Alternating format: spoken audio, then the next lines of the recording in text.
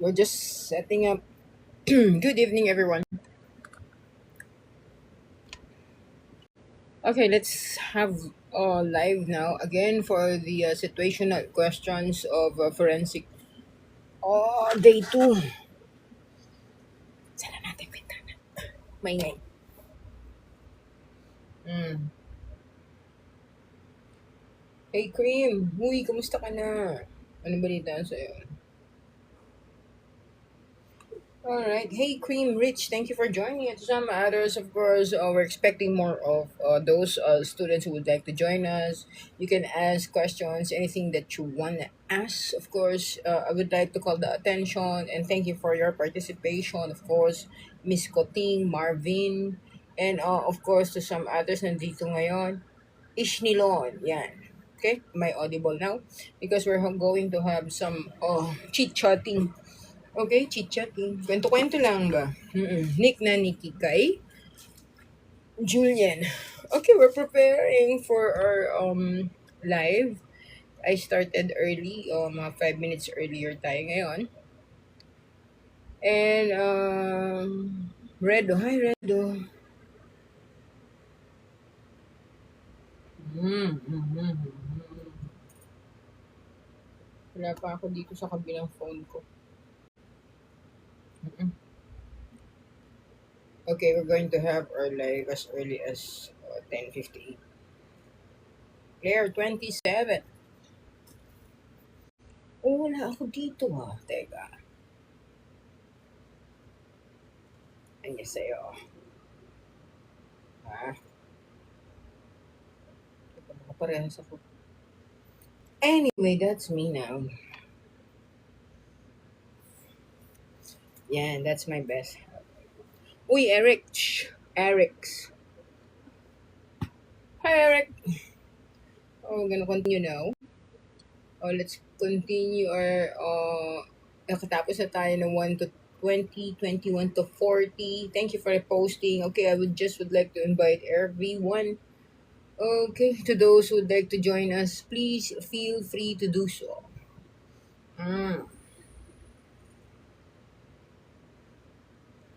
Alright, basher not allowed because we're going to review for the August 1, 2, and 3 board examination for criminologists. I just would like you all to answer in letters only. No phonetics, alright? When I say answer me now, dun pa lang kayo sasagot. Yeah, this is just a marathon review. This is just for free. Marathon review for free that focuses only, hi Sheng, that focuses only sa situational. Okay, all questions are situationals and all questions are TOS based. Okay, if there's something for me to do the rationale, of course I will do that. Hi, what's that? Sinigang na ban. Hi. Nakita ko ba si Joy? All right. Okay, we just wait for the others because some others know that I usually start at 11. Uy, Chichang, ikaw ba yan? Okay. So, tapos tayo sa 1 to 20, 21 to 40, and now we're going to have a marathon. 20 sets of questions. Okay, sana nandyan ka pa rin. Kagabi nandito ka, Chi? Oo. And now we're going to have our 21. Oh, no, 41 to 60.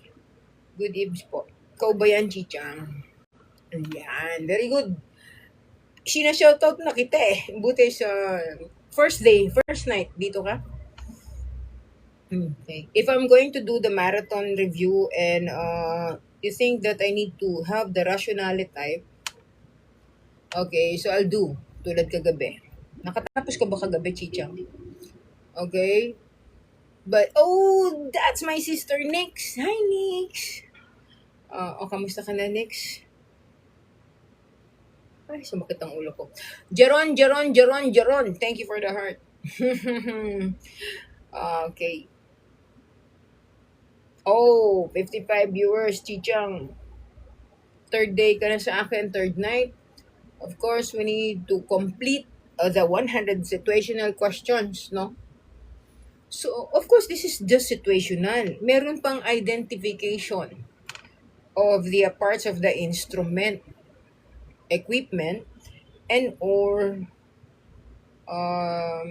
instrument, equipment, tools. Hombre, hello. Okay, so we're going to have 20 questions for situational lang. Kasi ito yung nahihirapan yung iba. But I prepared TOS based na 100 questions. Okay?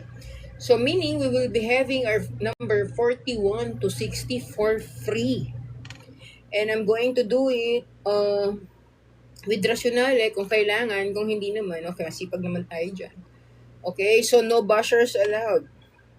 Okay, kasi magre-review kami. So doon muna lang kayo sa iba magpunta na live because we're going to review only for 20 situational questions. Am I audible? Nix? Okay ba yan? O may maingay? Okay, to all of you who tries to join us, thanks for joining and dropping by. And I really appreciate your presence. In a few minutes, we'll start. Do not, and thank you, Ishnilon, do not answer in phonetic type. Letters only. Because there are some, thank you, Nix, there are some of you na nalilito. No comments. Comments are not allowed.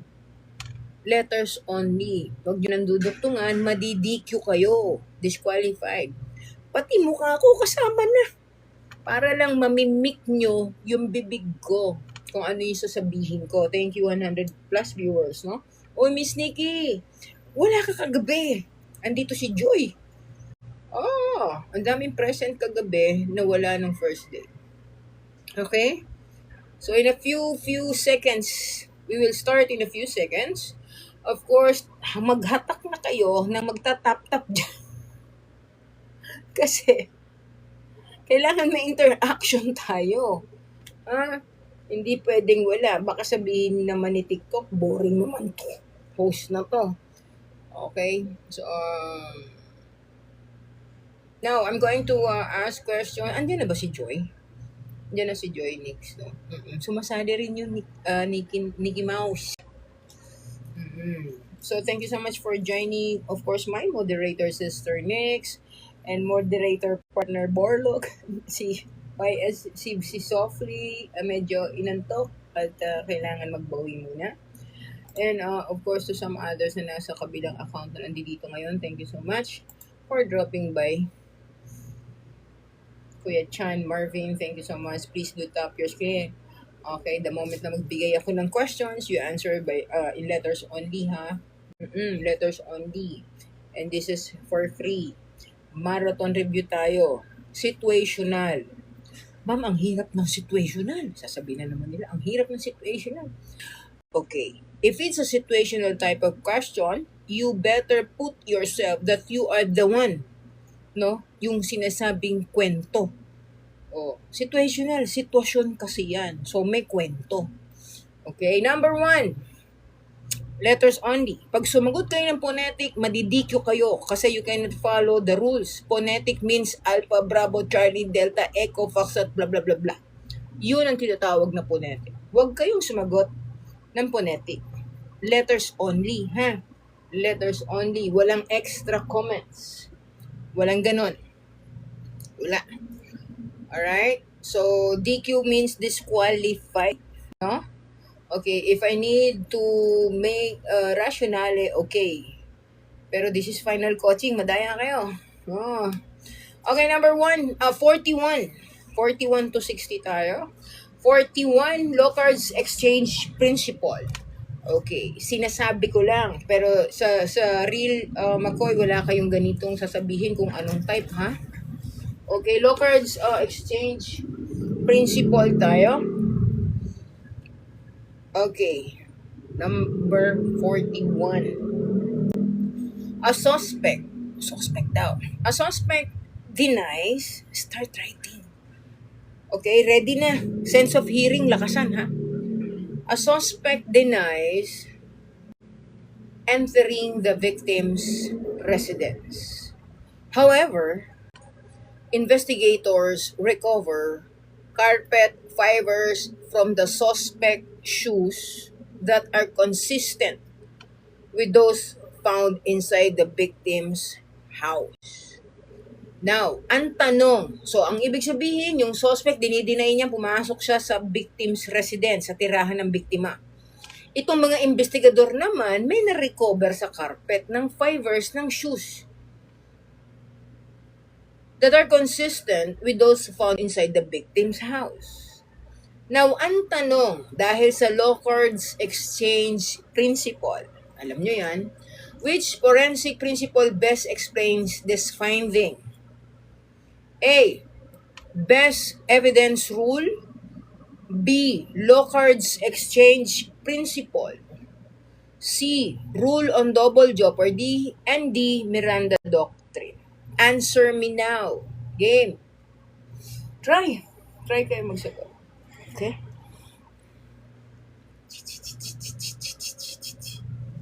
Warm up tayo. Oh, iba-iba sagot nila. How about you, Chichang? Chichang, my good friend LG. Chichang, sagot ka dyan, Chichang. Para alam mo kung tama ka o hindi. Okay. And 67 viewers. Alright. Answer is letter B. Bravo. Okay, when you talk about Locard's exchange principle, pag sinabi mong si paring Locards, no, ang ibig sabihin kasi niyan, exchange principle. So, nagkapalitan. Tama? Ibig sabihin, the best, no, the best explanation that I can give is when A, all pieces of evidence, all four A's can easily transfer to B. Nagsabunutan, nagsuntukan, nagsaksakan, nagsapakan. So, lahat ng meron kay A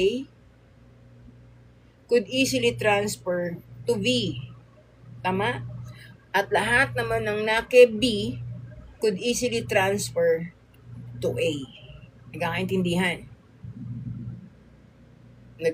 Naglalag ata ako. Okay? That's the reason why the answer is letter B. Kasi nagpalitan eh. May suspetsa na agad. Tama? So, hindi siya pwedeng Miranda doctrine. Hindi siya pwedeng rule on double jeopardy. Hindi din siya best on evidence. So, we're talking about suspect denies on evidence. So, we're talking about suspect denies entering the victim's residence. However, itong mga investigador, pero mga investigador nakakuha ng fiber. So kahit na i-deny niya ng i-deny, may nakuha siyang fiber doon sa victim's house. Okay? So, anong rule yun? Of course, Locard's exchange principle. Okay? Okay. Sino nakakuha ng B? Yan, ha? Okay. You rate yourself, ha? Number 42. Makinig mabuti. Number 42 na tayo. Number 42. Makinig, ha? Sense of hearing ang pinapairal dito. At saka yung utak. Okay, number 42. An investigator prepares a rough sketch. Rough sketch. Ang investigador ay naghanda ng rough sketch doon sa crime scene. Now, the question is, what is the primary purpose? Para saan yun? What is the primary purpose of including measurements in the sketch? Anong purpose nito? Bakit niya kailangan i-include ang mga sukat-sukat doon sa sketch? A. To improve the artistic appearance of the sketch. B. To accurately document the location of evidence. C. To replace crime scene photographs. D. To identify the offender. Answer me now. Go, answer kayo dyan. Alright. Sige, answer kayo dyan. Very good. Sige lang, answer. Okay, 43 viewers. Thank you so much. Coming from 100 plus. Okay, thank you for dropping by, Chaichu. And some others nandito ngayon. Thank you so much. Okay, the answer is letter B. Ha? Chichang, nandiyan ka ba? You know why? Okay, when we talk about crime scene sketch, we're talking about the distance and measurement. Tatandaan nyo, when we talk about crime scene sketch, we are always talking about the distance and measurement, while photography talks about the actual image. So, the actual image of the crime scene, picture agad, photograph, kita agad. Photographs for documentation.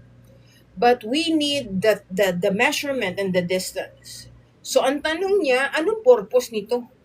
So, ang pinabilian to improve the artistic appearance of the sketch, of course, hindi, kahit nga, pangit-pangit din. Basta merong accurately document the location of evidence. So, yung distance ng bawat ebidensya, kinukuha ng sketcher for documentation.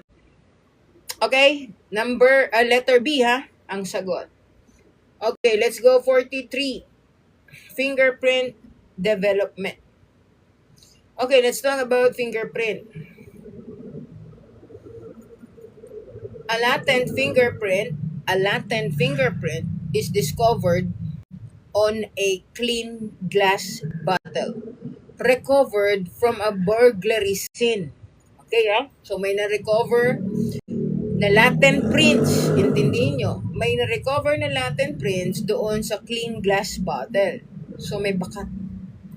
Now, which method? So ano yung gagamitin daw natin? Which method is most appropriate for develop? You need to develop yung mga bakat ng daliri. Latent prints, no?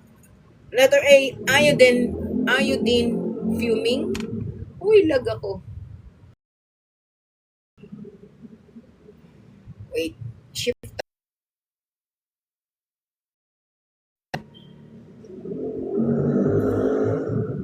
Alright. Yan, shift tayo sa other network. Wala sila dyan.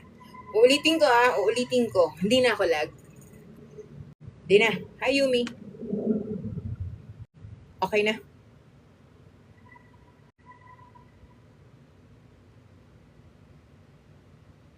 Alright. Okay. A latent print, nag-shift tayo sa ibang network.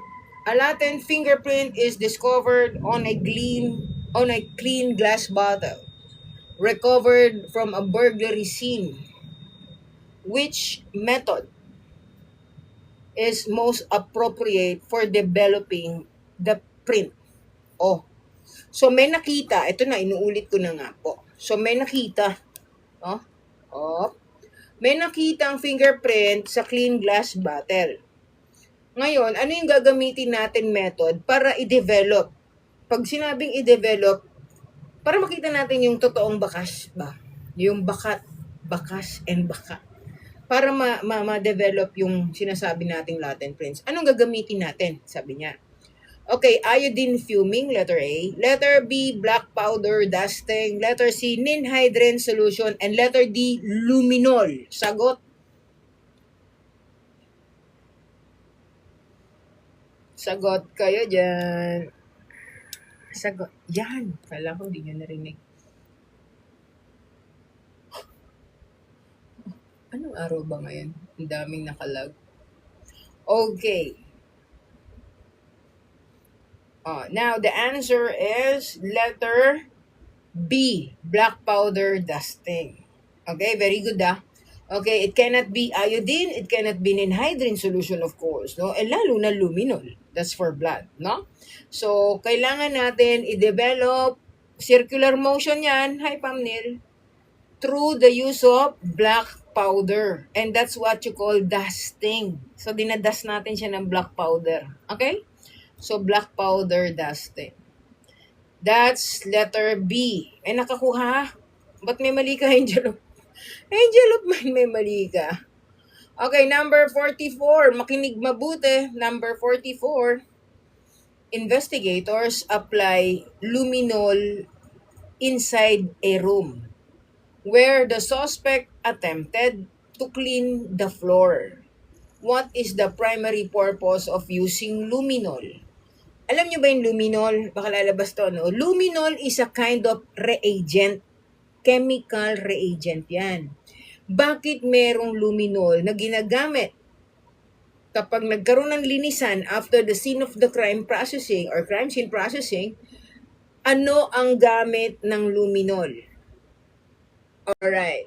Sabi, investigators apply luminol inside the room where the suspect attempted to clean the room. So, nilinis niya. What is the purpose of luminol reagent? Reagent yan ha, reagent. Okay, A, to identify fingerprints. B, to reveal possible traces of blood not visible to the naked eye. C, to determine blood type. And D, to identify gunshot residue. Answer.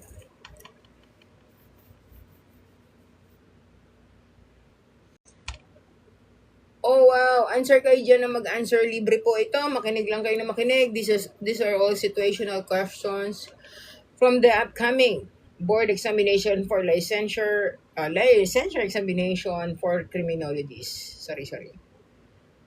Alright, the answer is letter B. Tandaan nyo ha. Kapag gusto nyo ma-confirm, kahit na nalinis na yan, na may traces of blood, ini-spray natin yung luminol. Ini-spray namin yun. Okay, ini-spray namin yan. Okay? So, para kung saan meron siyang glow in the dark, doon siya mayroong possible blood stain. Okay? At ginagawa yan nighttime. Nighttime. Zero visibility. Nagtulakan pa nga kami. Totoo yun. Meron dito nagsalita sa likod ko. Totoo yun. Kasi we're trying to find the blood stain kasi doon sa nangyaring sa kanan. Okay? Nang magjowa. Alright, number 45. Naging chismosa na naman tayo.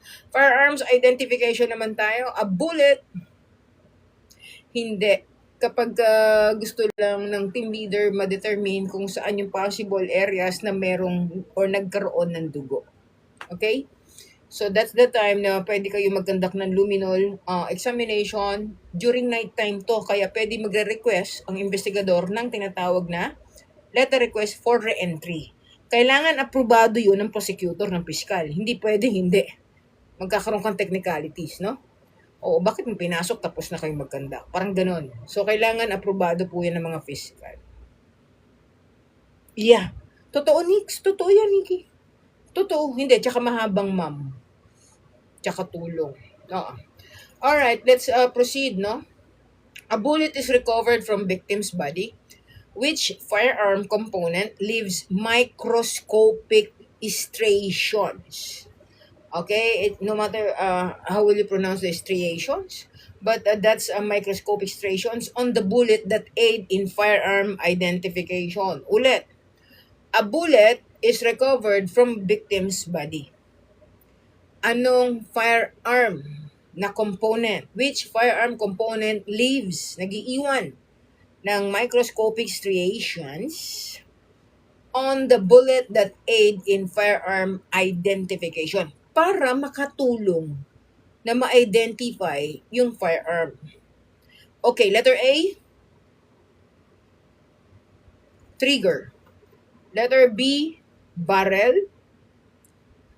Letter C, hammer. Letter D, magazine. Go.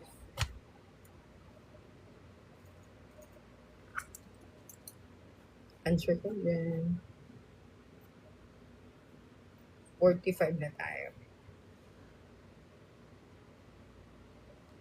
Wow, ang daming matalino. Very good, no? Saan ba na iiwan yung mga ganong microscopic na yan? Naiiwan po yan sa B, barrel. Alright, very good kayo lahat. Barrel po, hindi pwede sa trigger. Hindi rin pwede sa hammer. Lalong hindi pwede sa magazine. Okay? Yung bullet na recover sa victim's body, hindi naman sinabi na magazine ang naiwan sa ah, loob or na-find out sa loob ng bodies of the victim, di ba? Hindi naman sinabing yung trigger ang naiwan. Try to analyze ang question. A bullet is recovered from a victim's body. Oh, wow. Thank you so much, Attorney Nikki. Uy, matagal ka nang wala, Attorney Nikki. Oh, wow. Thank you, Sergeant B. O, sige ha, makinig kayo mabuti. So, ito i-analyze nyo, baka malito kayo. A bullet is recovered from a victim's body. Which firearm component leaves microscopic striations on the bullet that aid in firearm identification? So, hindi naman pwedeng hammer ang naiwan or na-recover sa victim's body. Hindi pwedeng magazine, hindi pwedeng trigger. Dun lang pwede ka nang sumagot. Ngayon, kung naiwan man yan dun, anong component no, ang naiiwanan? Nakakalito. 'Di ba? Saan naiiwan? Kung bullet ang na-recover, saan naiiwan yung mga yon? Microscopic striations. Siyempre, sa barrel. Dinaanan kasi siya ng bullet. Alright? B is the answer. Thank you for that correct answer. Let's go forensic toxicology. Hindi, Guppy. Hindi pa masyadong ganun. Alright, forensic toxicology. A victim is found dead. A victim is found dead with several prescription medications nearby. O, syempre, lilituhin ka eh.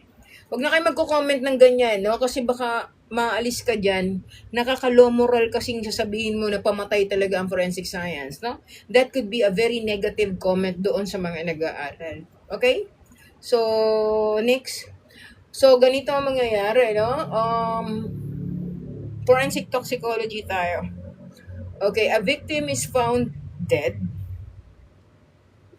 with several prescription medications nearby. So, ang dami niya ngayong RX. Ano may RX? Reseta. Yeah? Reseta may RX. Prescription ibig sabihin. During autopsy, syempre binuksan na siya. In-autopsy siya. Alin daw? Which specimen is generally considered the most useful for toxicological analysis? So, if we're going to analyze, no? At meron siyang mga madaming gamot sa tabi, no? Anong specimen ang gagamitin natin? A. Fingernails. B. Blood. C. Teeth. And D. Skin. Go. Answer me now.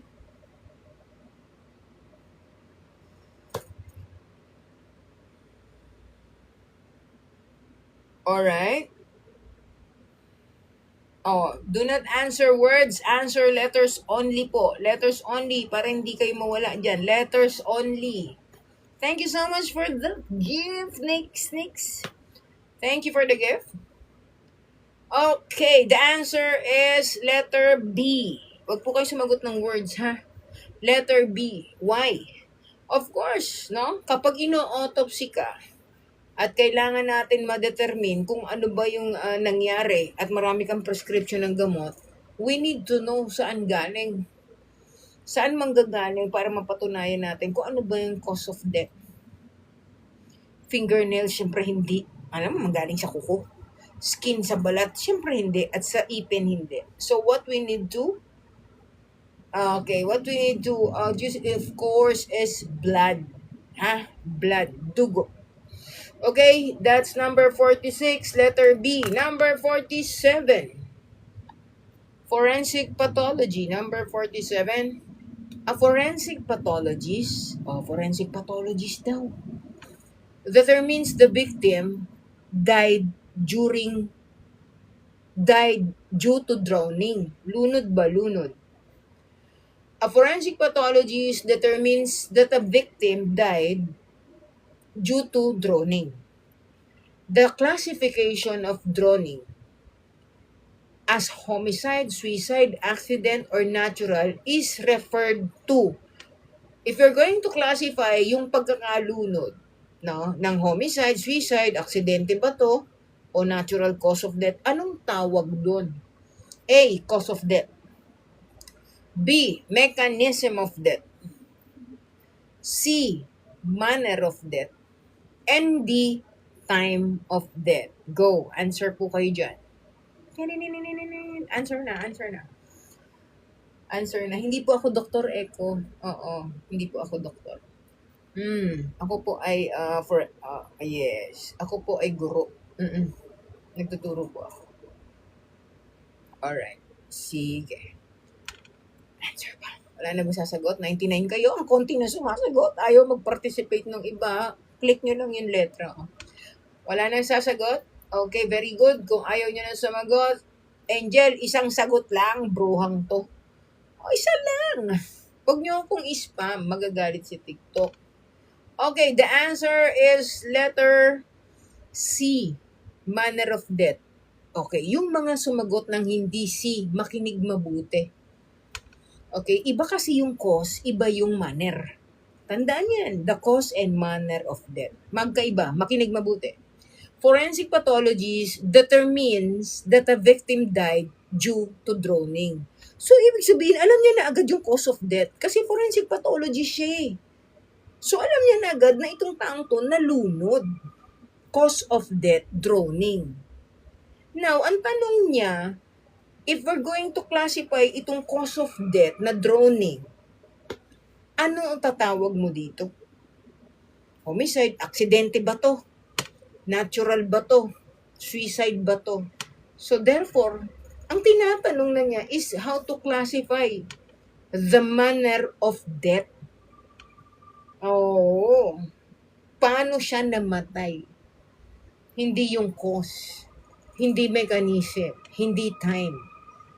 Manner of death ang sagot. Kasi from that very phrase of question, sinabi na ni pathologist ang dahilan ng pagkakamatay. Nalunod. Nalunod. Okay ha? 47 letter C, check. May tumama. Okay.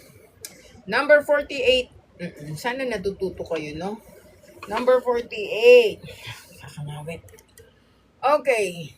Uy, bakit 11,500 lang? Kagabi, umabot akong 50,000 likes. Tap po kayo dyan, ha? Tap kayo dyan para ganahan ako. Libre man to. Number 48. Makinig. Tiny glass. Si Nix. Si Nix nagre-regalo sa akin. Oh, thank you, Nix. Tiny glass fragments. Tiny glass. Diba? Recovered from a suspect clothing. Mag-isip mabuti. That compared with broken window glass from the crime scene. May natagpo ang basag na salamin. Fragments na lang, maliliit.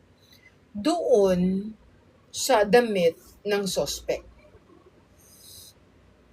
Now, it has been compared, no? And being compared rather with broken window glass.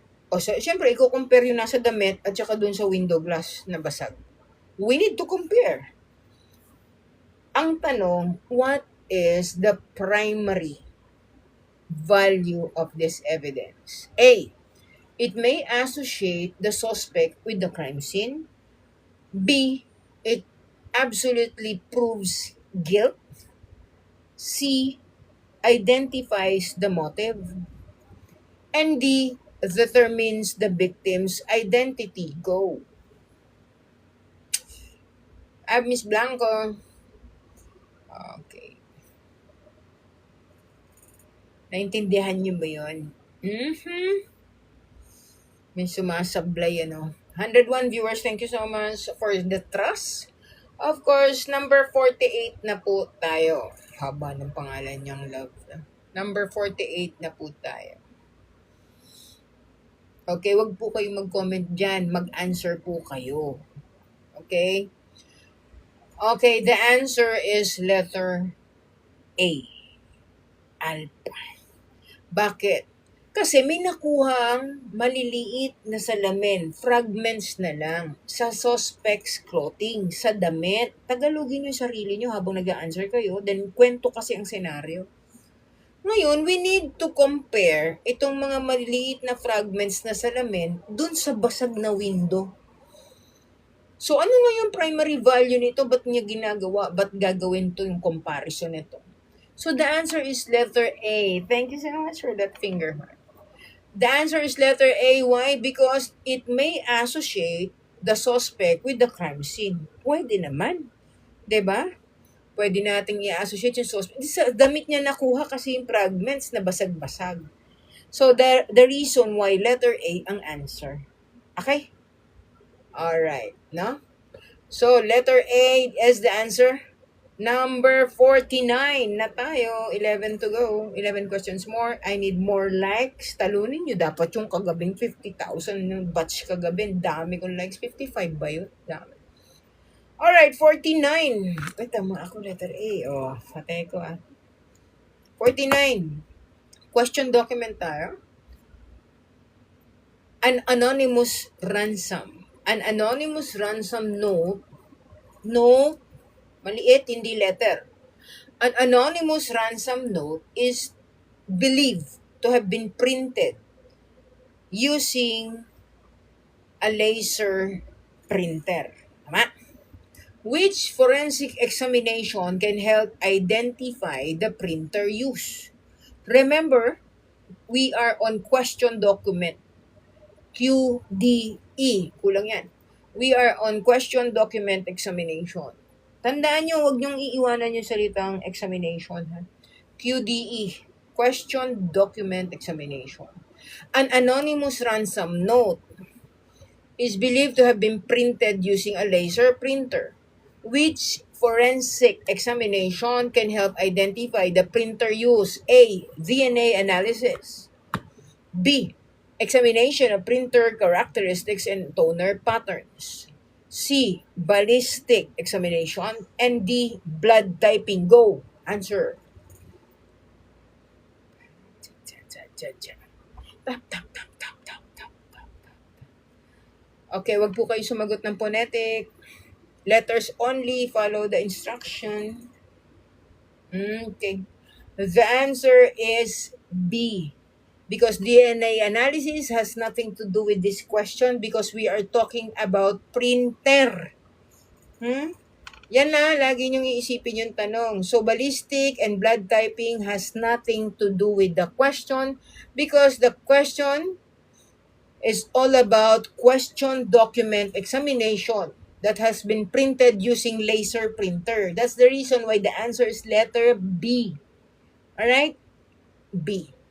Okay, number 50. 50 na. Pataas na yung mga edad. 50 anyos pataas. Okay, 50 anyos pataas. Makinig po kayo. We're going to ask those examinees crime scene search methods. Alright. Investigators are assigned to examine a multi-room office building from a robbery case. So, nagkaroon na nakawan sa building, multi-room office. Okay? Now, which search pattern is most appropriate? So, anong gagamitin natin crime scene search method? Oo, sa building. A. Strip. B. Spiral. C. Zone. And D. Wheel search. Go. Answer me now. Angel of mine, ano na nangyari sa'yo? Answer po kayo dyan. Naintindihan nyo ba yung tanong? Ulitin pa ba? Hindi na, malinaw. Okay? Konti sumasagot. Sige na, magsagot kayo dyan. Okay. Para dun sa mga sumagot. At para dun sa mga naglilista lang. Oy, si Nikki. Wala si, parang Joy? Wala. Okay, the answer is letter C. Charlie. Bakit, ma'am? Kasi multi-room office yan. So definitely magkakaroon ng quadrant search through zone. Pag nagkaroon ng zone search, definitely magkakaroon ng subzone. Subzone A, zone B, zone D. Kasi hindi nyo naman kaya yan ng isahan lang. Okay? Basta sinabing may palapag or offices, magkakaroon na kayo ng subzone na tinatawag. Okay? Nagkakaintindihan na? Kasi yung question, multi-room office. Okay? Number 51, favorite ko tong dinidiscuss, chain of custody. Dos banete, dos lake ka. Chain of custody, yan ang pinaka-love kong i-discuss.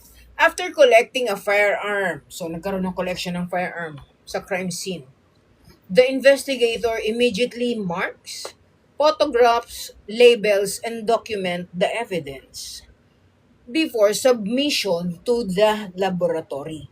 Okay? So, after collecting a firearm sa crime scene, si investigador nilagyan agad ng mga markings. Pinoto, ni-label para sa documentation ng ebidensya bago niya isasubmit for laboratory examination. Tama?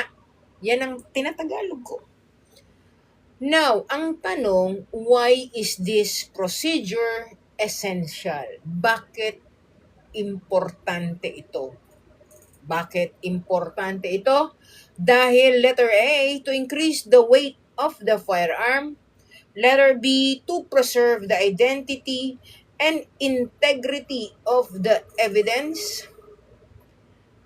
Letter C, to improve fingerprint quality. Letter D, to identify the owner immediately. Answer me now.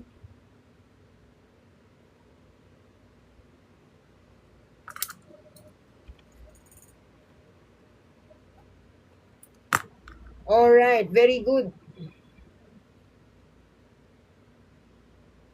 The answer is letter B. Bravo. Because we are talking about chain of custody. We are talking about those collection of firearms at the crime scene na bago niya ito isurrender for submission for laboratory examination rather, kailangan niyang gawin itong mga to bago ang lahat. Bakit? Sa apat na pinagpilian nyo, kailangan niyang ma-preserve yung identity ng mga ebidensya as well as dun sa integrity that we need to maintain. We need always to maintain the integrity of the evidence para pag present mo sa court, sasabihin mo sa court na ito, it has not been altered, no changes, no tampering, no alteration, no opening, properly sealed, properly labeled, ganun. Ganun pag umuupo. Are you sure, as witness, that the pieces of evidence are not altered, are not opened by someone? Mga ganun, lagi naman. Basta ebidensya. So, therefore, sa chain of custody, kailangan yun, no? So, letter B ang answer. Okay, now let's talk about number 52. Number 52 na tayo. Oo, number 52 na tayo. A body is discovered. Mali. A body is discovered in advance. Baka ma-autoblock ka. Huwag kayong sumagot ng comment, no? Letters lang. Huwag na kayong mag-comment dyan. Okay, a body is discovered in an advanced stage of decomposition. So, nasa decomposition na siya with numerous larvae, fly larvae present. The development of these insects, siyempre larvae, di ba? Eleanor 2145. The development of these insects is primarily used to estimate, letter A, ulitin ko, nabubulok na siya, advanced stage of decomposition with numerous langaw, fly larvae pa nga. The development, ang nangyayari dito, yung mga insekto, no, is primarily used to estimate. So, meron pala tayong gagawin sa mga insekto. A, victim's blood type. B, caliber of the firearm. C, the post-mortem interval. And D, the victim's occupation. Go, answer. Answer kayo dyan.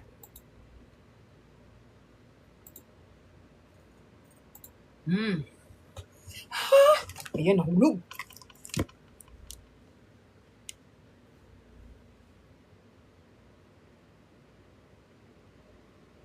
Okay. 91 viewers, the answer is letter C, Charlie. Makinig mabuti, Island. It's not going to be letter A. Ito yung tanong, makinig mabuti, mga maling sagot. A body is discovered in advanced decomposition, stage of decomposition na maraming langaw. Totoo yan, no? Daming langaw. The development of these insects is primarily, bakit natin kailangan itong mga insekto? Para saan ba? Para saan? Is primarily used to estimate. Remember, kapag ganito ang klase ng tanong, we are dealing with forensic entomology because that is the study of insects. Tama? So, the study of insects, sabi nila, in forensic entomology, kung alam mo, is to determine the time of death. Tama? Now, ito yung pinagpilian. Ang sabi natin, victim's blood type, letter A, B, caliber of the firearm, parang mali naman yung dalawang una. And C, and D, rather, victim's occupation. Walang kinalaman doon.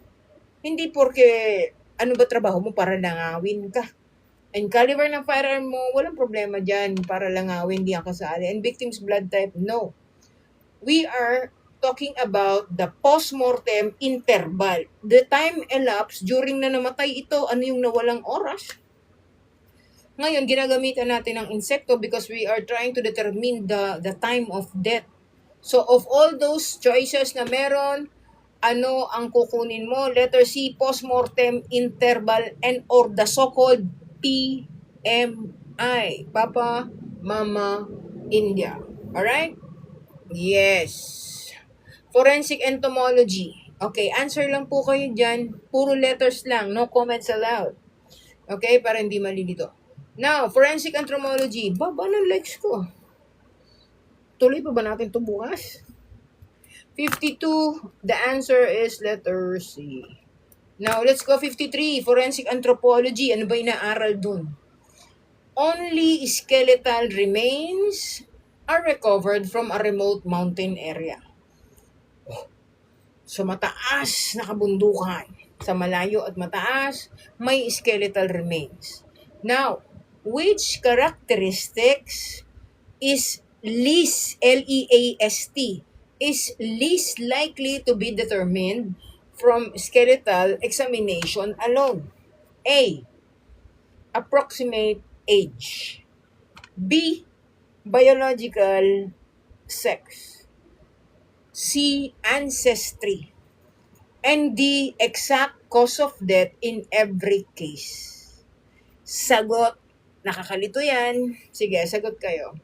Do not fool yourself. Do not go Google. Mag-e-exam kayo. Kailangan matest nyo yung sarili nyo.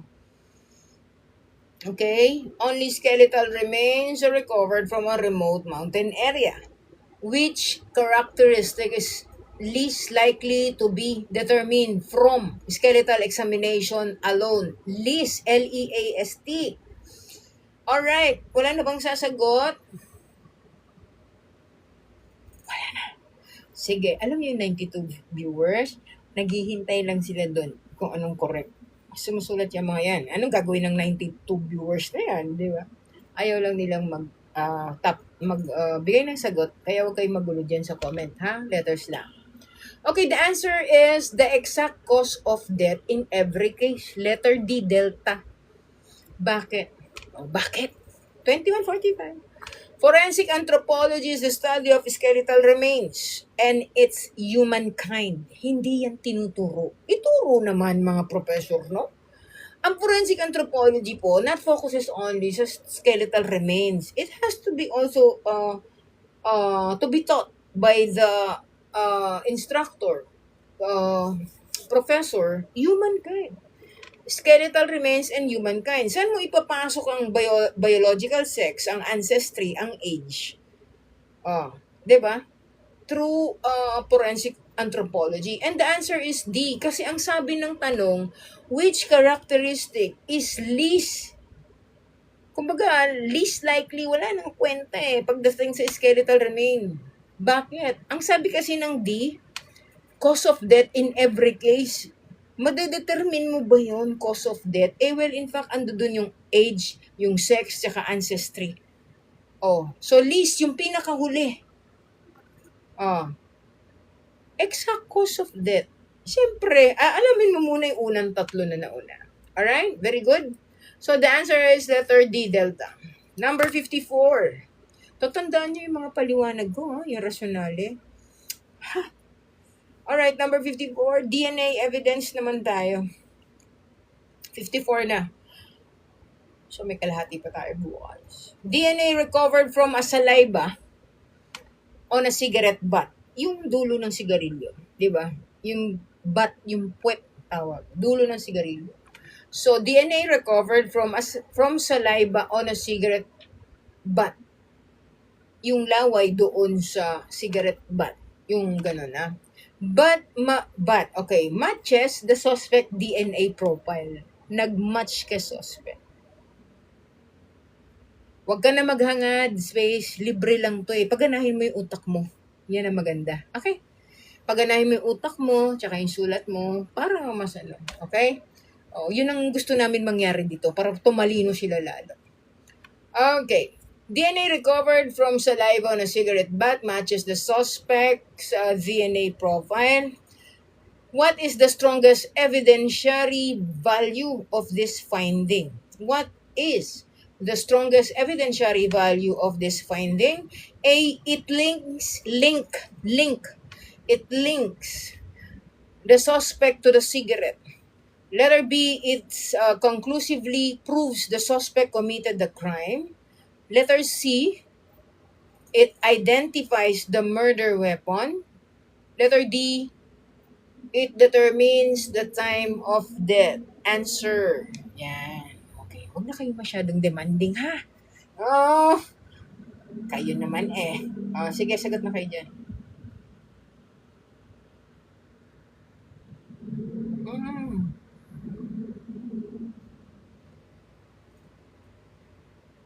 Problema mo na yun. Kung hindi po kayo matandain, naku, hindi ko na problema yun. Alright, sasagot po kayo ng letra. Okay, the answer is 104.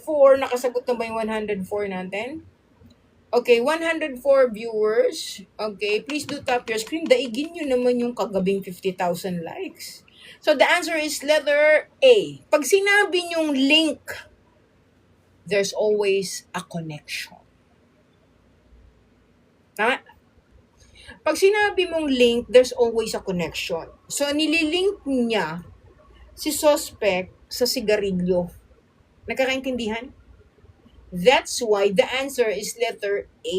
Kasi ang sabi niya, nakakuha ng laway sa cigarette butt na nagmatch sa laway at sa DNA profiling ng suspect.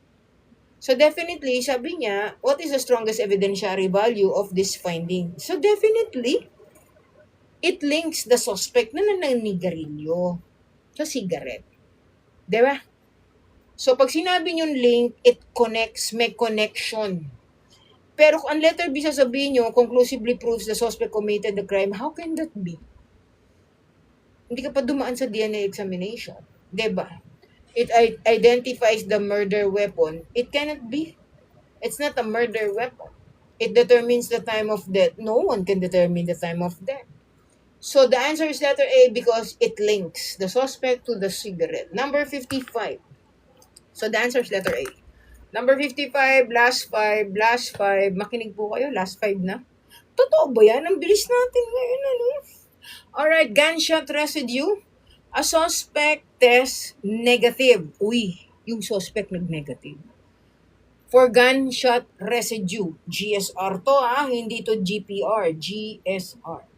Which statement is most accurate? So, anong pangungusap, no? Ang accurate doon sa sinasabi, no? Tugma at mas okay, no? Pakinggan, no? Na para sa isang gunshot residue na nag-negative. Oh, na nag-negative. Alright, A, the suspect definitely did not fire a firearm. Then letter B, the negative result should be interpreted together with all other available evidence. Letter C, the suspect is automatically innocent. And letter D, the firearm was defective. Ang tanong, a suspect test negative for gunshot residue. So anong sagot doon sa mga sinabi kong pangungusap? Ang malapit-lapit at totoong yun naman. Okay, answer po kayo dyan. Please do tap your screen. Para meron ulit tayo bukas. Okay. This is for free. This is for free only. Marathon review. Huwag na kayo dyan nagko-comment. Nadidiko kayo. Ayun. Nalaglag si Ewan. Sino ba yung kaninang naghangad ng sobra-sobra? Oo. Okay, the answer is letter B. Bakit? Ang sagot kasi, the negative results should be interpreted. Ipaliwanag mo kasama ng iba pang ebidensya kung bakit nag-negative yan. Kasi ang sabi, a suspect test negative for gunshot residue, nag-negative siya. Ibig sabihin, kaya siya nag-negative, nagkaroon ng examination. Tama. Nagkaroon na ng examination at ang resulta negative. Kung iisipin nyo yung tanong, negative daw eh. A suspect test negative for gunshot residue. So, ibig sabihin, tapos na. May result na. So, ibig sabihin, which statements mo, ibig sabihin, ano daw yung pinakamalapit dun sa result na yon? Okay, ang pinakamalapit, the reason why nag-negative result ka, kailangan ipaliwanag mo to. Nakasama pa yung ebidensya. Negative kasi eh. So ibig sabihin, hindi siya nagpaputok. Wala siyang GSR. Tama? Kailangan mo pa ngayon ng interpretasyon ng iba pang ebidensya. Okay? Lalaliman mo yung investigasyon mo. Hindi mo pwede sabing suspect is automatically innocent. Hindi pa. Paano namatay yun? Siya na nga yung person of interest. The firearm was defective. Hindi pwede. So, you need to link you need to have this interpreted together with other available evidence. Bakit nag-negative? Tama? And the suspect definitely did not fire a firearm. No. It depends on the elasticity of the skin. Sometimes meron na pumutok, nagpaputok, pero wala sa skin. So, anong gagawin mo? Kung wala yan, negative yan, tapos wala. But you need to have this interpreted with all other available evidence. Ano pa ba yung pwedeng ebidensya? Huwag kang hihinto ng investigasyon. So, the answer is letter B. Di ba? 56 plus 5 nga. 56, forensic photography. Forensic photography, this is only situational. I'll try to put this in, my YT, yung YouTube, no? Part 3 na po kasi ito eh. Okay, forensic photography tayo. Bakit daw? Why should investigators photograph evidence before collecting or moving? Sobrang dali. Bakit kailangan natin to i-photograph bago natin to galawin? At kolektahin. Letter A, to reduce laboratory costs. Letter B, to preserve a permanent record of its original location and condition. Letter D, to determine the suspect's identity. And D, to establish ownership of the evidence. Sagot kayo dyan. Why should investigators photograph evidence before collecting or moving it? Sige lang. 62 viewers as of this time. Nikki, sagot ka na dyan. Okay, thank you for the like. And to some others, of course, the answer is the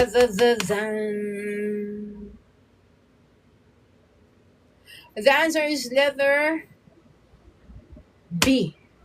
To preserve a permanent record. Remember, always remember that photographs are permanent record. Tandaan niyo po yan Hindi lang bali yan sa ebidensya o forensic. Yang mga photographs that serves souvenir kung tawagin. In the conduct of crime scene processing, photographs are permanent record. Sa atin, sa salita natin, sa colloquial, kung di kayo nagkakaroon ng crime scene processing, souvenir. Tama? Okay. So the answer is letter B. Okay. Last 4. Ako din nagda-answer. Hi, 2145. Controlled dangerous drug. A forensic chemist receives several sachets. A forensic chemist received several sachets suspected to contain illegal drugs. Now, the question is, which process confirms the identity of the substance after preliminary screening? All after preliminary screening. Try to analyze the question. Okay, forensic chemist receives sachets of suspected illegal drugs. Which process? Anong proseso ang magkakaroon ng confirmation para ma-identify natin itong mga substance na sinasabing ito after preliminary screening sa una pa lang? A. Confirmatory laboratory analysis. B. Blood typing. C. DNA profiling. And D. Fingerprint comparison. Go! Answer!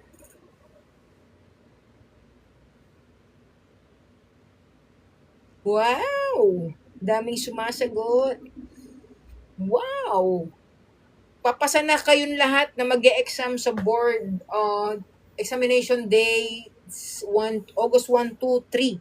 And forensic science is gonna be on day 2. Okay, the answer is letter A. Because we need to have a confirmatory laboratory analysis. Okay, tatandaan nyo, pag may drug test kayo, gusto nila puno. 'Di ba? Gusto nila puno. Bakit? Kasi may tinatawag na confirmatory test just in case questionable yung findings.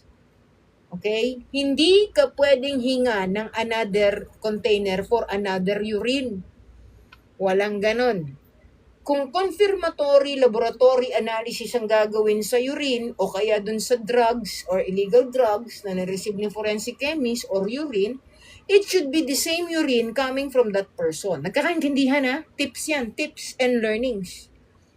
Kapag meron mga changes na ganyan or meron questionable pala, mga ganyan, no? Bakit ganon ang examination ko dito sa taong to? They need to confirm before releasing the result. Okay? Confirmatory laboratory analysis from the same urine, kung ito ay urine test, and from the same suspected illegal drugs, doon pa rin kukuha. Kaya lang may tinatawag na confirmatory test. So the answer is letter A. Okay, 38,000 lang ang konti. Okay, number 58 na po tayo. 58 na, natapos na tayo. 58. Human identification. We need to identify, no? Kasi situational is all about airplane crash. An airplane crash leaves many victims severely burned. Siyempre po, no? Kung may airplane crash, severely burned sila, ano yung combination? Which combination of forensic methods provides the most reliable identification? So may ka-combine, ha? Okay, kasi airplane crash. So lahat halos severely burned ang victim. So anong combination ng forensic method ang gagawin para sa identification ng mga pasahero? A. Clothing and height. B. DNA profiling and dental comparison.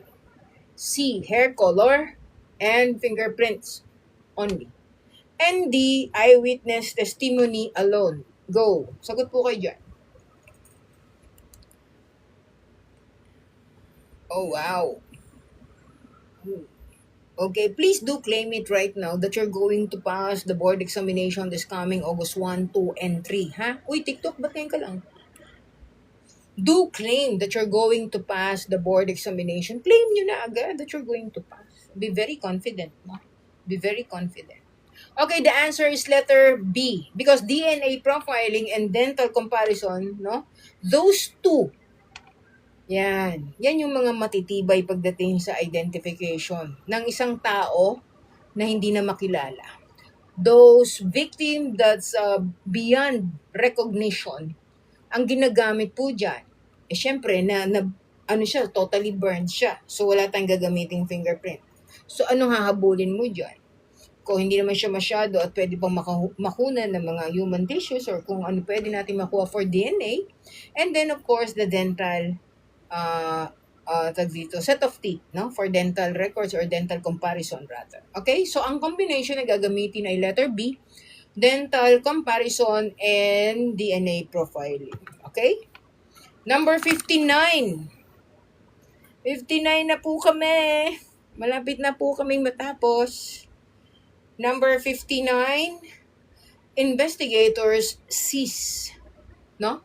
Seize, S-E-I-Z-E, seize computer use in an online fraud scheme. Before examining the storage device, the forensic examiner creates an exact bit-for-bit copy. Bakit? Why? Yun ang tanong. A. To make the computer operate faster. B.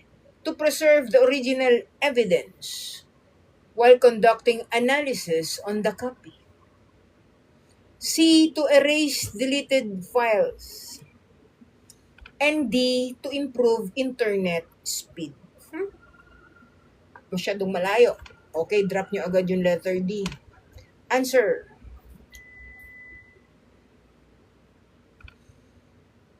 Okay, maraming papasa na. Claim it right now that you're going to pass. I will pass the board exam this coming August 1, 2, and 3. Tapos ang kwento. Hindi ka na magte-take 2. Tama. Okay, the answer is letter... Wala na sumasagot. The answer is letter B.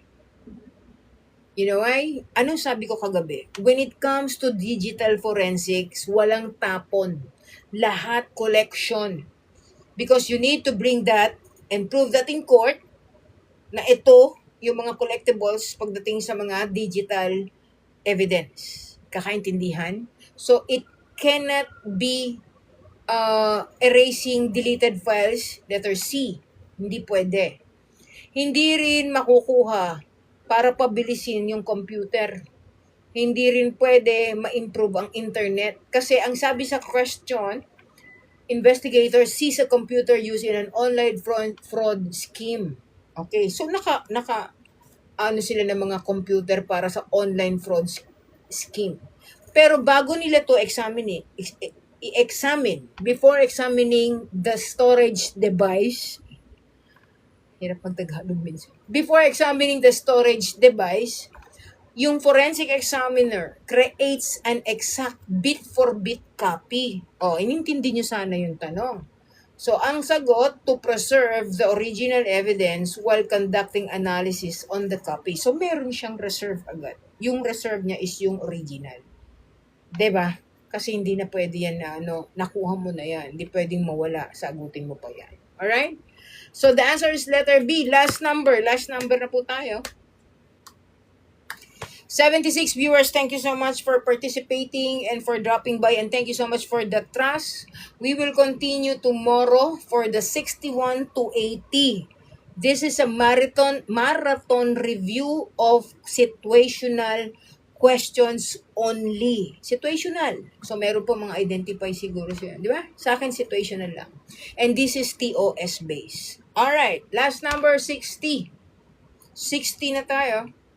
A homicide investigation involves fingerprint evidence, DNA bloodstain pattern analysis, CCTV footage, and cell phone records. What is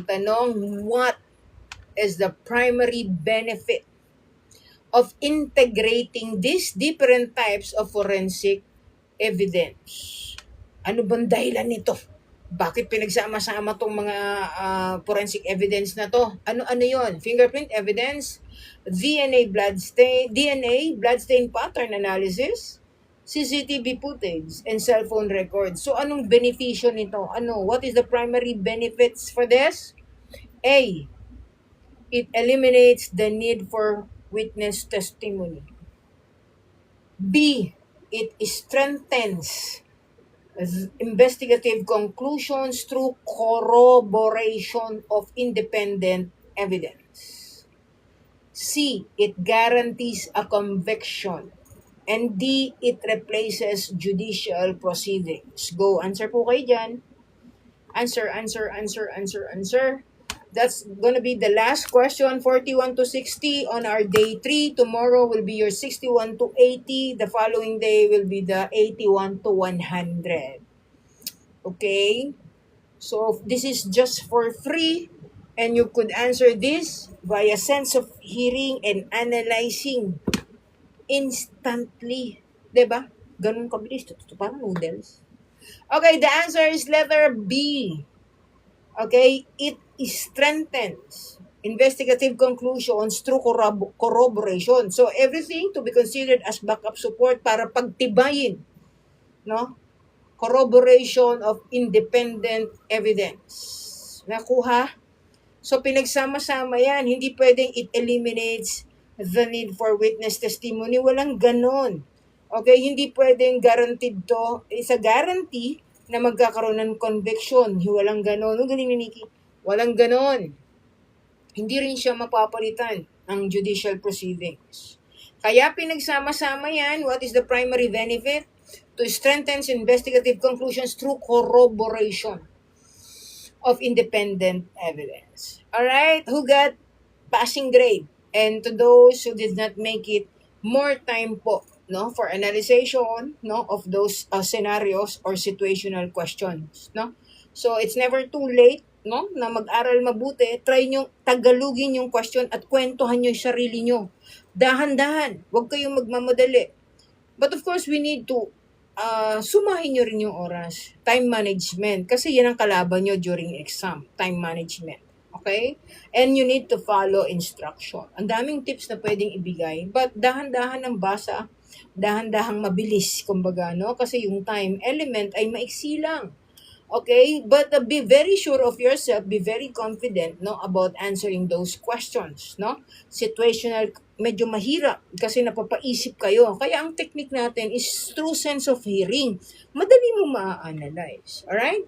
So another good luck coming from Forensic Guro, and that's gonna be on August 1, 2, and 3. I'll be seeing you again tomorrow. We'll try tomorrow the next 20 questions, which is 61 to 80. I just would like to say thank you, Nix, moderator, sister in TikTok, of course, my partner moderator, Softly, and my, of course, my friends coming from other accounts. Maraming salamat din sa inyo lahat. And of course, 2145.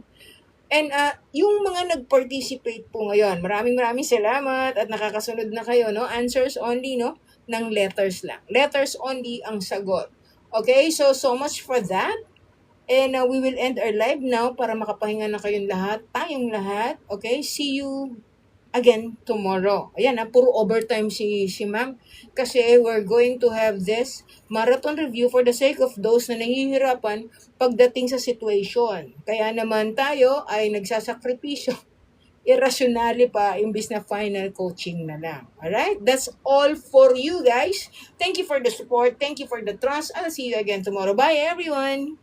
11 p.m. to 1 a.m. Bye everybody. Thank you so much. Claim that you're going to pass the board licensure examination for criminologists. Bye everyone.